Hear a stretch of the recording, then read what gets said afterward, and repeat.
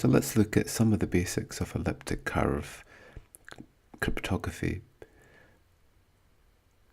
So we'll have a look at the basic fundamentals of elliptic curve, then some of the applications such as key exchange and digital signing. Then we'll look at a Bitcoin address and how it uses elliptic curve. And finally, we'll have a look at how we can add points with an elliptic curve. So what does an elliptic curve actually look like? Well, if we draw it, it looks a little bit like this. It's not the best of drawings, but what we do is that we select a point on the elliptic curve called G. So G has both an X and a Y value. We then generate a random number, 256 bits, value of N. Then we take our point and then we project up the elliptic curve until we cut it at a point, and then we define this point as P. So the gradient that we have is equal to N, so that P is equal to N times G. G is a point and P is a point and N is a scalar. Normally we can determine the gradient between 2 points simply by taking the difference between the Y and the difference between the X value. But if we use extremely large numbers and extremely large value for N, then it's actually a very difficult computation to be able to find the value of N, even though we have the value of G and P. P becomes our public key, and N becomes our private key. Okay, so let's look at that in a bit more detail.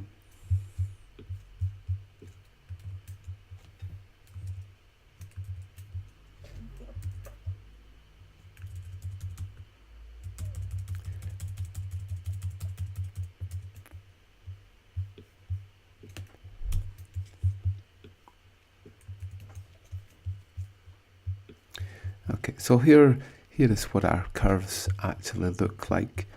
So this is a standard curve that we have called SEP256K1, and it's y squared plus x cubed plus 7a is equal to 0. Okay, so we have what's called an a value in the curve, an a value, and we have a b value.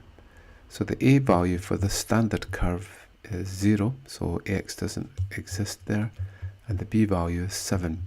So the curve that we have for this standard curve is this equation here. Okay, we can have a little look at that. Here is our curve here, and we can compute that. So that's what the curve looks like. We'll take a point on the curve and then we'll project it up by a certain gradient. There are other curves around that can be used, but this is the one that's most typically used. So what does this curve look like in real life? Well, here's an example of a little Python program. And we see the G value for X and the G value for Y here. So that's the point, the G point. We then have the A and the B value as we saw. So for this curve, A is 0, as we saw here. And the B value is 7. Everything that we do is do a mod of a prime number.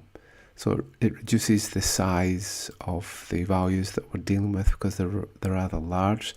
So the largest value that we can have is this value here, which is our prime number. So we can operate on things by taking the mod of this prime number.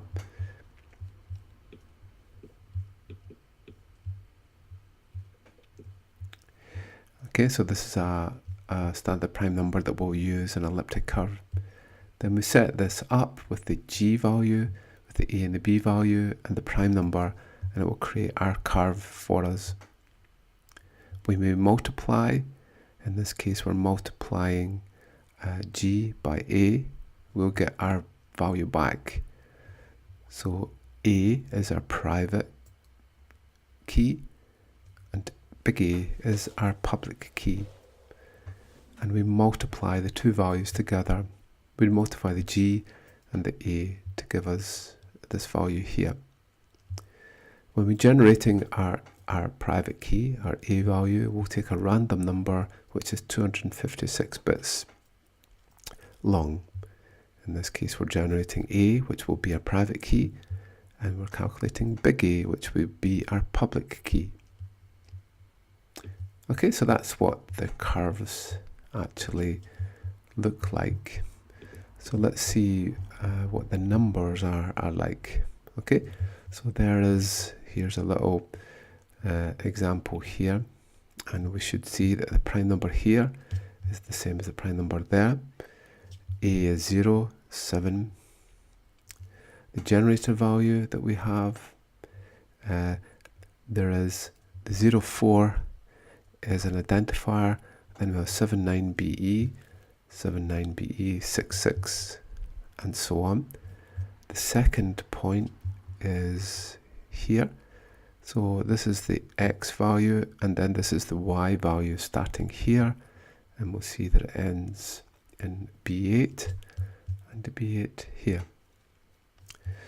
Okay, so this becomes the core of our keys that we generate. So these are the basic parameters of the curve, and both Bob and Alice will agree to these parameters. Okay, so that's the basics. And then what we do is that we have our private key. So this is 32 bytes here to give us 1, 2, 3, 4, 5, 6, 7, 8, 9, 10, 11, 12, 13, 14, 15. So there's 15, 30, 32 bytes gives us our 256-bit private key. Then the public key is then the X and the Y value. There's the 0, 4 for the identifier. This is the X point, and then this will be the Y point. And we can see here, this is the standard curve that we're actually using. Okay, so there's the X value of our public key, and there's the Y value. So our key will be 512 bits long because we have the X point and the Y point. Okay, so that's how that works.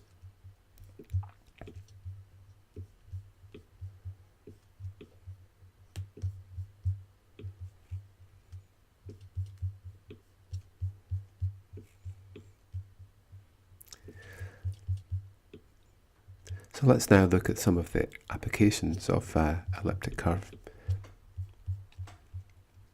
So one of the best applications is where we use it for key exchange.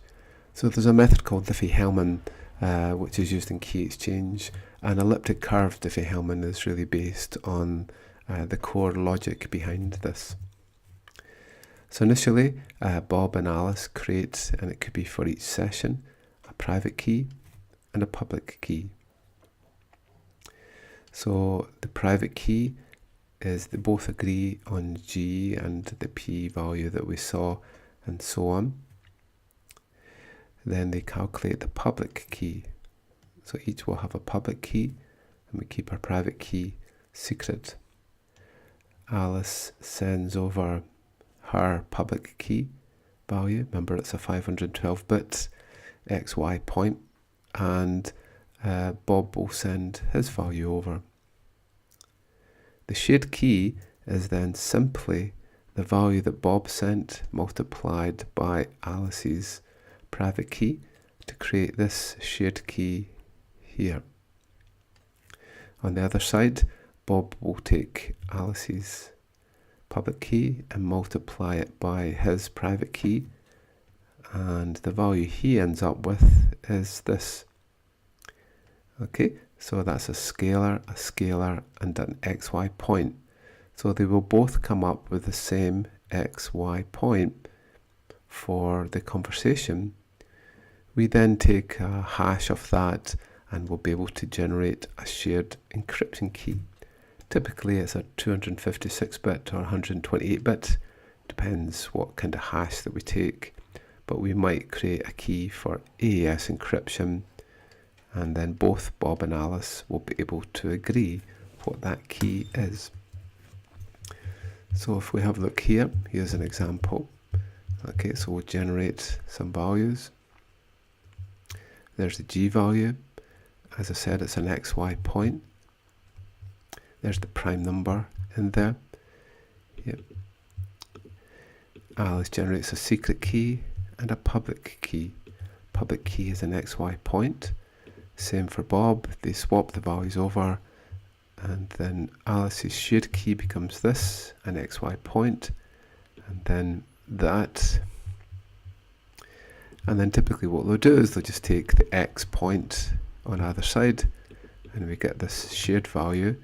We could take a hash of that or use it on its own. That becomes the shared key between Bob and Alice. Okay, so if you're interested, here's the code that actually does that.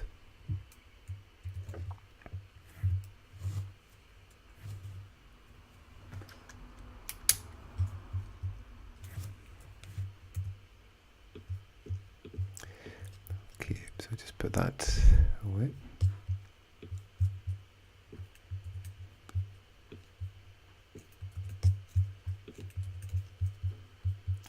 Another application that we have is in signing or digital signing. So here's our example here. So what happens is that Alice will take a message and she wants to sign for the message contents and also prove that it was her that signed the message. She takes a private key. She generates a key pair from G and then a private key A, and creates a public key Q. She then signs, encrypts the message. She then signs a hash of the message with her private key. She then sends that across to Bob. Bob reads the message and then he creates his own hash of the message and then decrypts the signed hash with Alice's public key. If the hashes match, then he knows that the message is correct and hasn't been changed, then that Alice actually signed for it. So here's our example here for this. So we can use different types of curves. We'll use this one here, as we've done. And there's the signature it produces, and we check that the signature is correct. So if you're interested, the method is here for us actually creating it, and this is the code that we generate.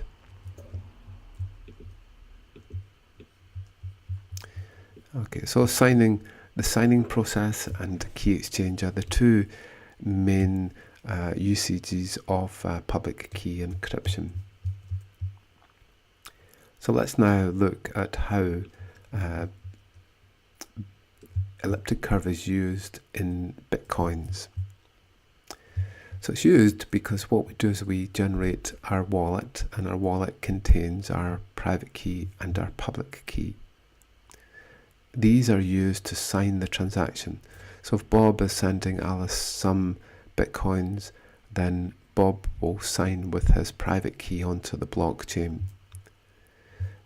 If Bob is to receive Bitcoins from someone else, he will advertise his address, and the address is a hash of the public key, the elliptic curve public key. So initially Bob will create a random 256-bit number. He then creates a base 58 version of that. Base 58 takes away the difficult characters such as a capital O and a lowercase l. So it's only got 58 letters in it. So we end up with what's called a wallet interchange format, and that's the private key. So this is the key that should not be released. If someone gets this, they'll be able to transfer bitcoins from that account. From there, as we've seen, we take a G value for that elliptic curve, then we multiply it by the private key, and then we'll end up with the public key, 512-bit public key. There's the 04, remember, that we saw before, the 04, and then the X value, and then the Y value.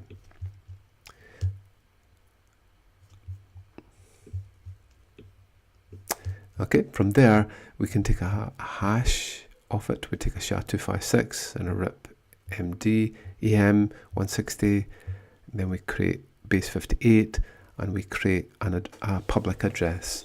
So this public address will be used when someone wants to send bitcoins to us. Okay, so let's look at an example of this. Here we have private key, public key, and then our width and the address that's going to be used. Okay, so if you're interested, there's the code there to be able to implement that. Okay, so that's where elliptic curve is used inside bitcoins. So finally, let's have a little look at when we add points together on our elliptic curve. Okay, so let's draw our elliptic curve again.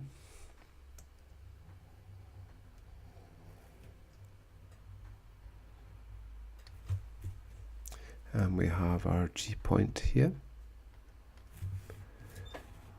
So now let's say that we have a point here, this is P1, and that has a gradient of n. Then we have another gradient up here, and this is point P2, and this becomes M. And the great thing with elliptic curve is that we can now bring those points together. So if we have P1 plus P2, then that's equal to N.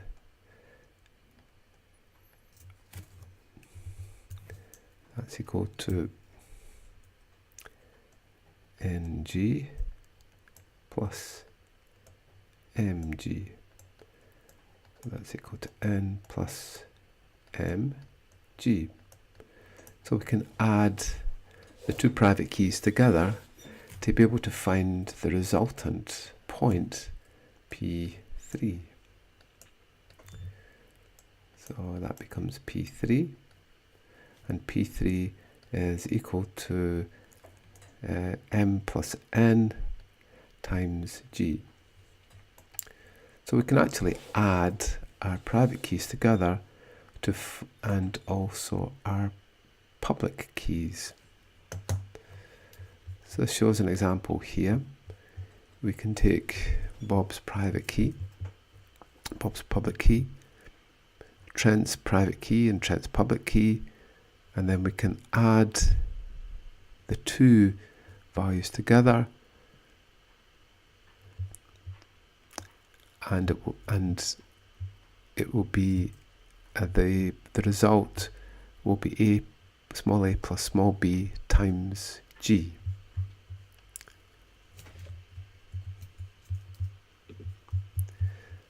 So this is an example of it here. So in this case, what we have is that we have Bob's private key, and he has a public key. He then gives Trent his public key. Trent then generates a new public key, and the two public keys together will create the new public key. He takes a hash of the two keys together, and that's published as Bob's public key. Trent then gives the secret key that he created the private key and the public key back to Bob. And then Bob is able to find what the private key is by just basically adding A and B together. So that was his private key and the private key that Trent has. Trent cannot determine this because he's no idea what the A key is. The public key will be the hash of A plus B. That's a mathematical operation. So this is the code that we have here for this. Okay, so this is us creating a Bob's public key here. This is Trent's public key. We then create a Bitcoin address by taking the addition of A plus B and then converting it into a Bitcoin address. Then Bob will find out what the equivalent private key is. Just to prove that the addresses match, we'll take that addition and then we'll add. In this case, we would also have to do a mod P, which is this mod underscore P for our addition, and then recalculates the public key and then takes a hash, and the addresses should be the same, and they are. Okay, so this has been an overview of elliptic curve cryptography.